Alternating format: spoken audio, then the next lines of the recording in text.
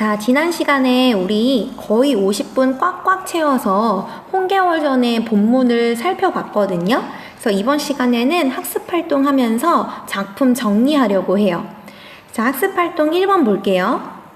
자, 홍계월전을 감상하고 영웅의 일대기 구성에 따라서 한번 정리를 해보세요. 그래서 요거는 줄거리에 해당되는 내용인데 그래도 한번 정리하면서 마무리 지을게요. 자, 영웅의 일대기 구성 선생님이 지난 시간에 정리는 했었습니다. 각각에 해당되는 내용 한번 옆에다가 채워 넣어 볼게요. 자, 첫 번째, 일단 영웅은 고귀한 혈통을 가지고 태어납니다. 그래서 계월 역시 이붓이랑 홍무의 딸, 오늘날로 따지면 굉장히 고위 공무원 자제로 태어난 거거든요. 그래서 어떻게 보면 뭐 경제적으로 아니면 명예도 가지고 있는 집안의 딸로 태어난 거죠. 자, 그 다음에 두 번째, 비정상적인 출생 과정을 거칩니다. 자, 그래서 지금 계월 같은 경우에는요, 자녀가 원래 없었던 홍무와 양씨, 그러니까 부모님이 이제 막 딸이 없어서, 자식이 없어서 굉장히 좀 마음이 쓸쓸해했는데 어느 날 양씨가 선녀가 나오는 꿈을 꾸고 나서 계월을 잉태하게 됩니다. 자, 그래서 얘는 간단하게 쓸게요. 선녀가 나오는 꿈을 꾸고 계월을 낳았습니다.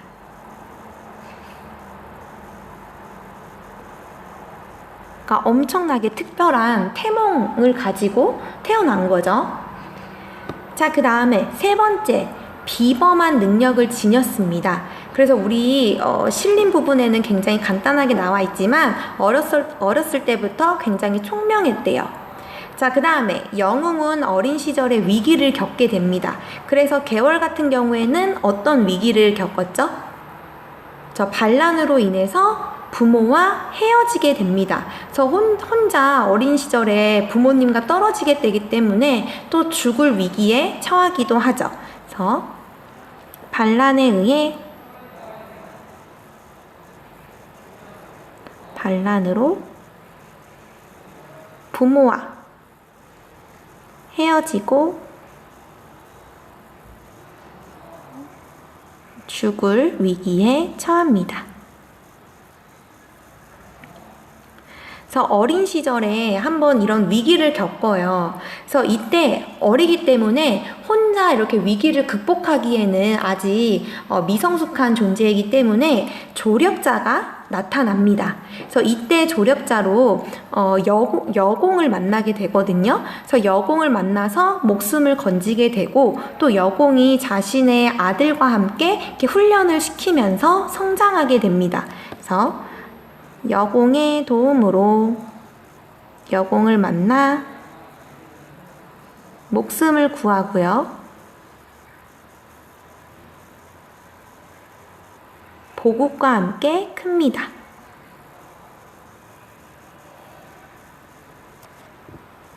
그래서 이름도 편국으로 마치 형제처럼 편국, 보국 이렇게 돌림자 가지고 키우게 되죠.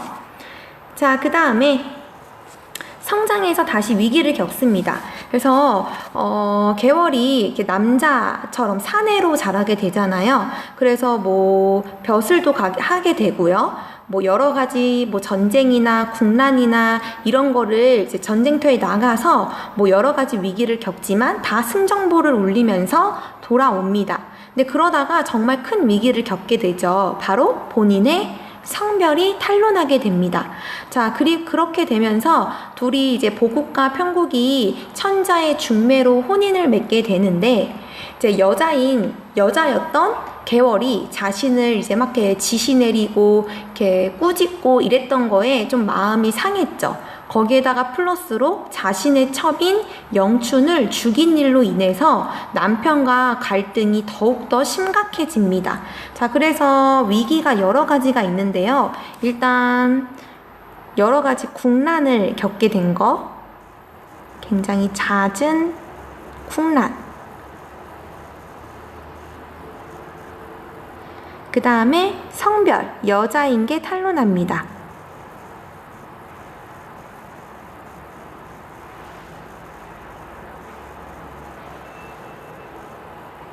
그 다음에 세 번째, 보국과 혼인을 하게 되지만 특히 영춘을 죽인 일로 인해서 갈등이 더욱더 깊어집니다.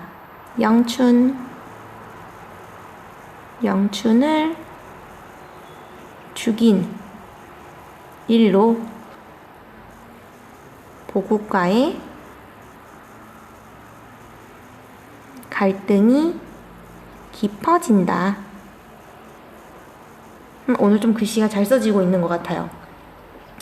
그래서 이런 위기를 겪지만 그럼 어떻게 이걸 극복하고 해피엔딩으로 끝나게 되느냐? 우선 성별이 탈로 났지만 개월, 그러니까 평국을 굉장히 아껴했던 천자가 용서를 합니다. 그리고 벼슬도 그냥 그대로 냅두죠. 자, 그런데 이제 천자에게는 용서를 받았는데 보국과의 갈등은 여전히 깊었거든요. 근데 그러다가 이제 다시 반란이 일어나면서 이걸 물리치는 과정에서 보국이 진짜 개월의 능력이 나보다 뛰어나구나 하고 인정하게 되면서 갈등이 해소됩니다. 자, 그래서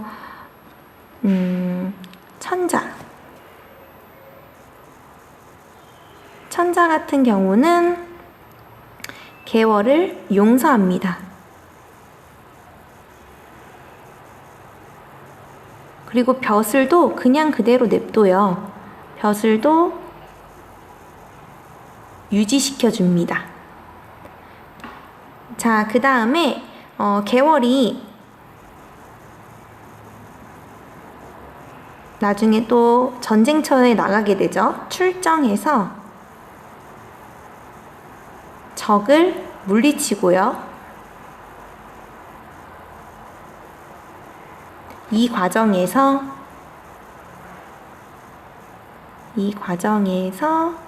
보국이 개월의 능력을 인정할 수밖에 없게 됩니다.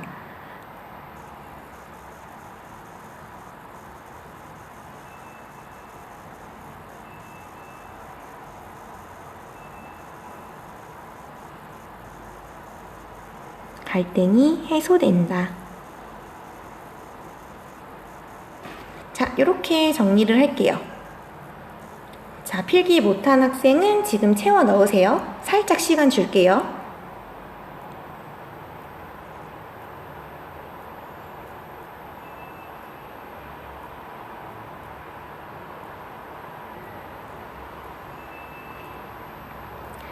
자, 그럼 2번으로 넘어가겠습니다. 자, 일단 줄거리가 이렇게 돼요. 그래서 조선시대에 이런 영웅소설이 굉장히 인기가 많았다라는 거 우리 지난 시간에 언급했고요. 그 다음에 학습 목표 중에 하나가 뭐였냐면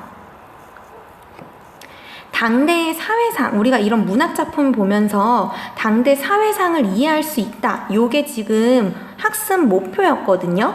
그러면 이 홍계월전에 반영되어 있는 사회상이 무엇인지 2번, 학습활동 2번을 통해서 확인해 보겠습니다. 일단 사회상을 알아보자 라고 하면서 1번, 개월의 능력을 바라보는 등장인물들의 태도를 정리해 보세요. 그래서 우선 보국은 굉장히 개월과 갈등을 겪게 되는 인물이거든요. 그래서 보면 아내인 개월에 부하가 된 것을 굉장히 불쾌해합니다. 즉 남성이 아닌 여성의 부하가 된 거에 굉장히 좀 마음이 편치 못해요. 그 다음에 하지만 개월이 위기에서 구해준 뒤로는 개월의 능력을 인정할 수밖에 없게 됩니다. 자, 그래서 보국이 좀 안 좋은 마음을 갖게 되는 이유, 그 다음에 뭐 갈등을 겪게 되는 이유, 가장 근본적인 이유는 보국이 가지고 있는 가부장적인 그런 의식, 남존여비 사상 이런 것들이 의식 속에 뿌리내리고 있기 때문에 아니 내가 지금 아내인 여자인 개월의 명령을 받아야 돼? 내가 얘의 지시를 받아야 돼? 약간 이런 게 좀 아니꼽게 느껴지는 거죠. 그래서 이런 인물의 태도를 우리가 확인할 수 있었습니다. 그래서 보국이 자기의 아버지인 여공에게 어떻게 이럴 수 있냐 막 하소연하잖아요. 근데 이때 여공이 뭐라고 얘기했는지 기억나요? 보면 개월이 너보다 능력이 뛰어난 거는 맞지 않냐 이라고 하면서 개월의 능력을 인정을 해줍니다. 그러면서 어쩔 수 없다. 특히 천자가 중매를 해줬는데 너가 이거를 어기면 너에게 불이익이 갈 수도 있다. 뭐 이런 걱정 어린 말도 해주거든요. 그래서 여공의 태도는 우선 보국에 비해서는 좀 더 유연합니다. 야, 개월이 너보다 능력 뛰어난 건 맞잖아. 약간 이런 식으로 인정을 해주거든요. 그래서 이 부분 정리할게요. 개월이 보국보다 뛰어난 능력을 지녔다는 걸 인정해요. 즉 우위에 있을 수 있다. 요걸 인정하는 거죠. 자, 그 다음에 천자와 조정의 신하들 요걸 보면요. 특히 천자가 이제 개월의 성별, 즉 편국의 성별이 여자임을 알고도 어떻게 보면 이거는 나라와 왕을 속인 거기 때문에 굉장히 크게 벌할 수도 있는 거거든요. 하지만 그대로 벼슬을 유지를 해줍니다. 대신에 이제 규중에 들어가게 됐으니까 벼슬은 유지해 주지만 이전과는 다르게 이제 개월은 규중에서 생활하게 되죠. 근데 그러다가 국가의 위기가 왔을 때 이제 다시 불러서 도움을 청하게 돼요.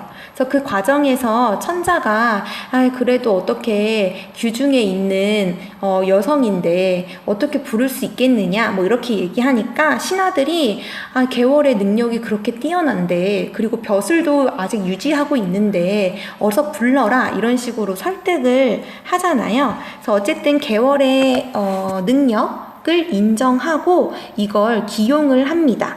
그래서 정리하면 개월이 여자임을 알면서도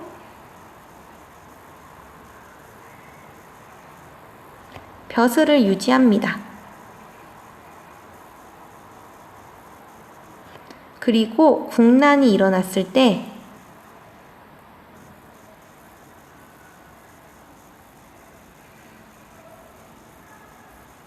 개월을 기용해요.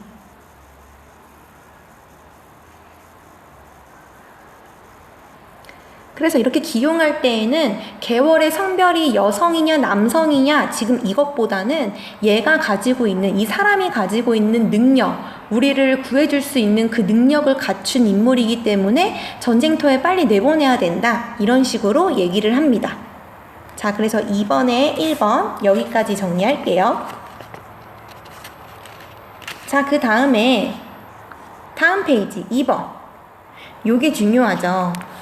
보기를 통해서 당대 사회상이 이 소설에 어떻게 반영되었는지를 한번 보재요. 그래서 사회상이 소설에 어떻게 반영되었는지 한번 읽어볼게요. 자, 조선 후기의 사회 문화적 변화로 눈에 띄는 점은 국문소설이 성행하며 독자층이 사대부가 여성을 비롯해서 평민층으로까지 확대되었다는 점. 일단 국문소설이 굉장히 유행합니다. 그래서 조선시대에 이르러서는요, 사실 조선 전기나 중기 이럴 때 보면 여전히 양반들은 한글보다는 한자를 많이 썼고요. 한자 소설을 많이 썼거든요. 근데 그러다가 이제 한글 창제 이후에 국문소설도 일부 쓰여지는데 혹자들은 그러니까 특히 양반층 같은 경우에는요, 사대부나 이런 양반층들은 한자에 비해서 한글은 굉장히 좀 수준이 떨어지는 문자라고 생각했어요. 왜냐면 유교적인 이념이나 이런 어떤 중국에 있었던 그런 나라들의 유교 이념을 많이 따랐는데 중국의 문자인 한자를 더욱 우월한 걸로 본 거죠. 그래서 실제로 어떤 양반이나 사대부들 중에 국문소설을 쓴 사람이 있었는데 국문소설을 썼다라는 게 자신에게 불리하게 작용할 수도 있기 때문에 몰래 숨겨놓거나 이렇게 막 어떻게 붙여놓고 이렇게 펼쳐보지 못하게 이렇게 숨겨두는 경우도 있었거든요. 자, 그런데 이렇게 야금야금 국문소설이 유행하기 시작해요.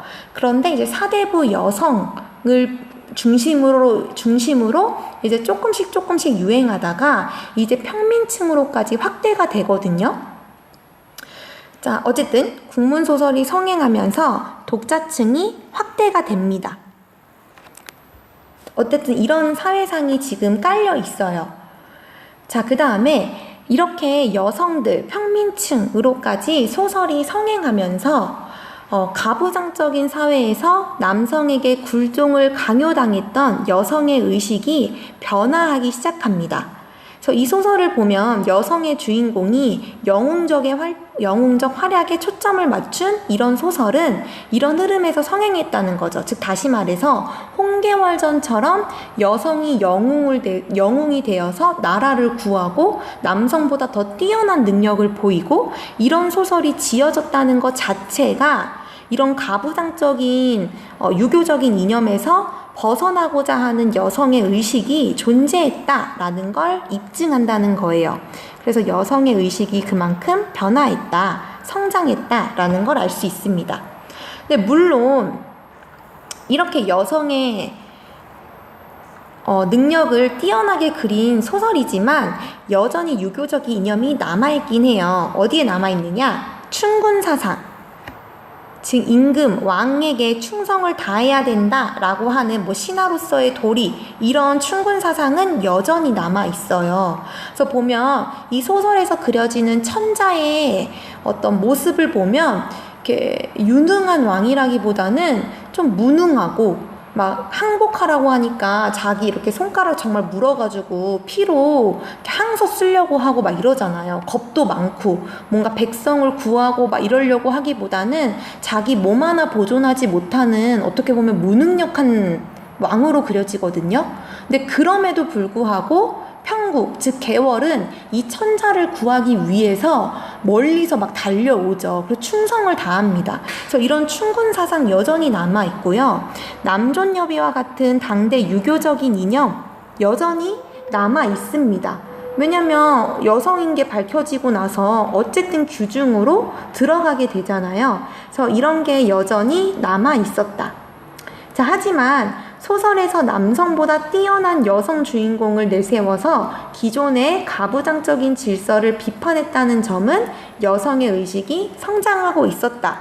거기에 플러스 이런 여성 독자층의 바람, 소원이 소설에 반영이 되었다라는 걸 알 수 있습니다. 그래서 여성 독자층의 소망, 바람이 소설 내용에 반영되었다.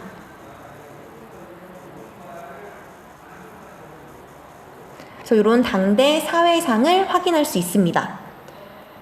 자, 밑에 볼게요.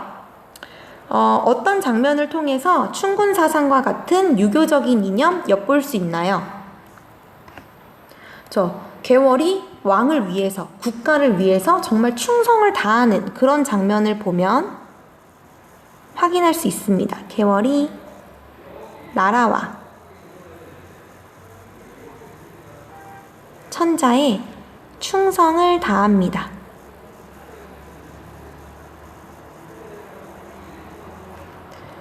자, 그 다음에 어떤 장면에서 여성의 의식이 성장했음을 엿볼 수 있나요? 즉 개월의 능력이 뛰어나다, 심지어 남편인 보국보다도 뛰어나다, 이런 장면을 통해서 확인할 수 있습니다.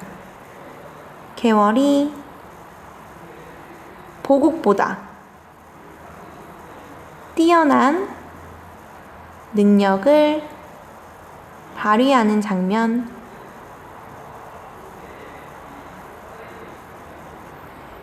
이런 장면을 통해서 여성의 의식 성장을 엿볼 수 있다. 그래서 이렇게 소설을 보면 당대의 사회상을 우리가 유추할 수 있습니다.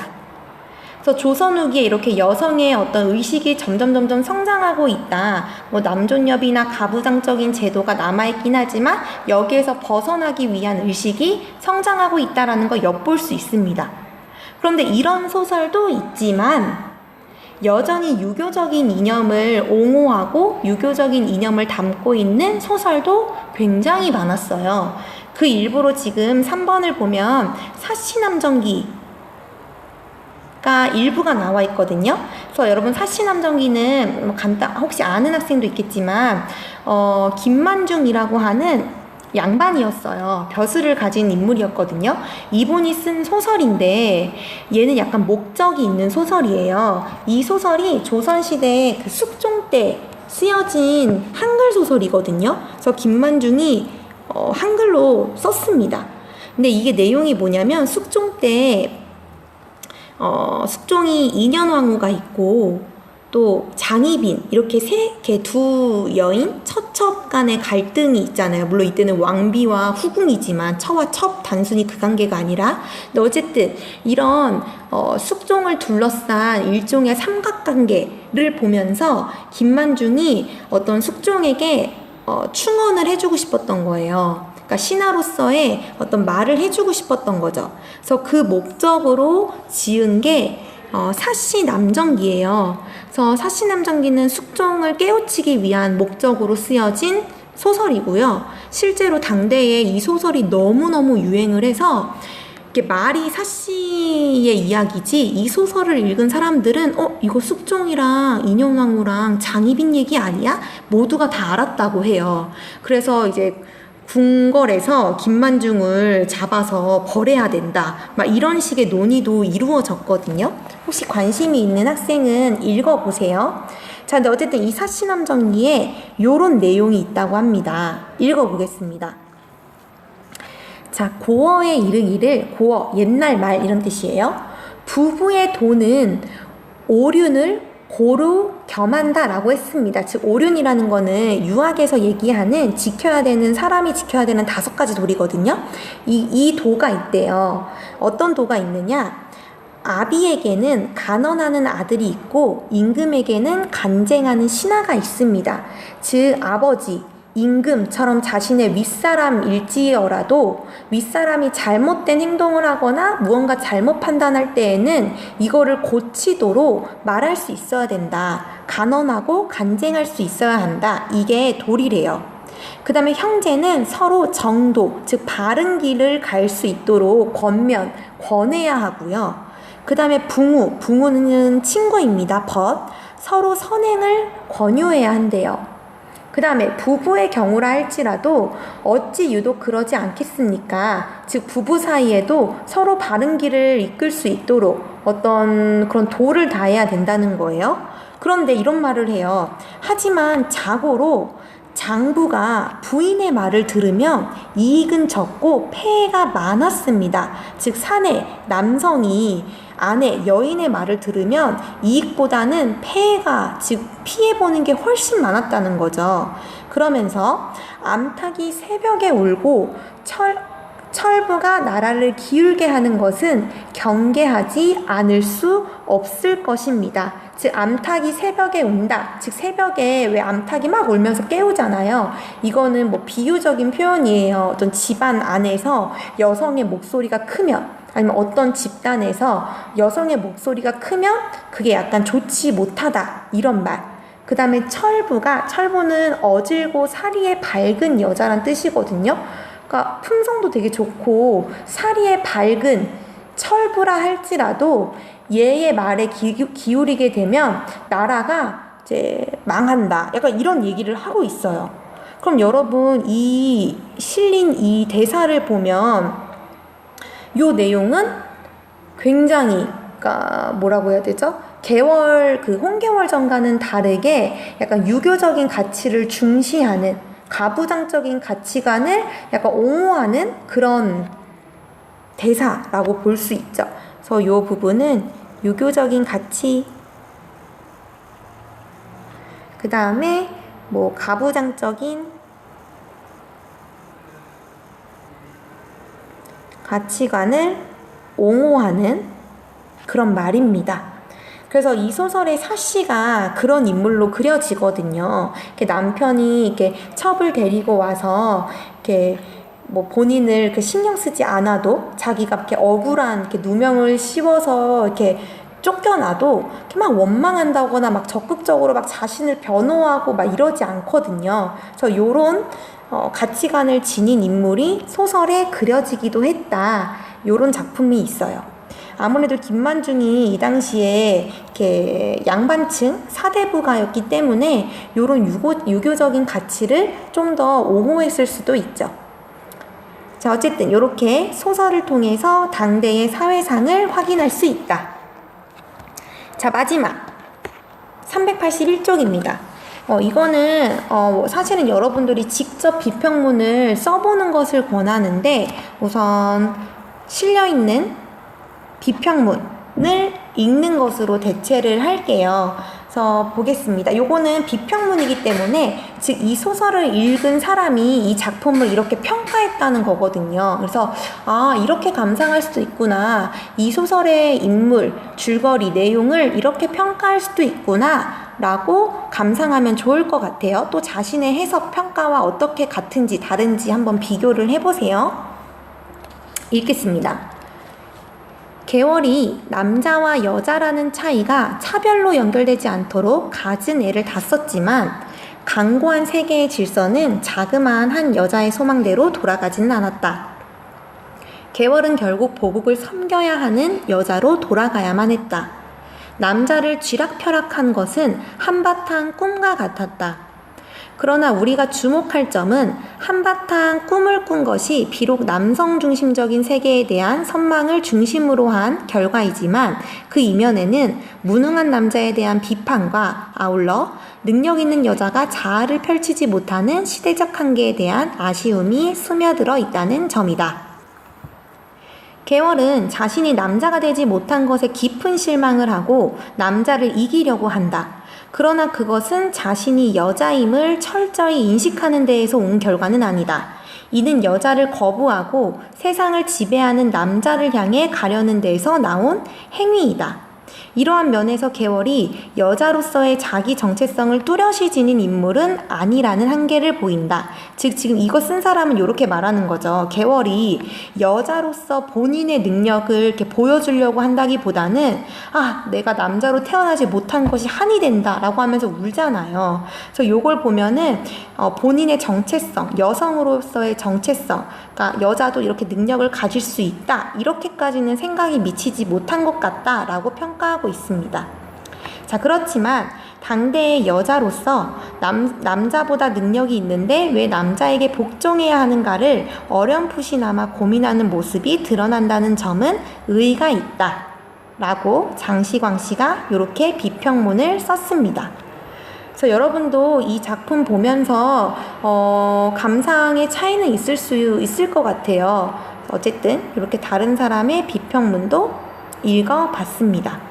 그래서 우리 홍계월전 살펴봤어요, 여러분.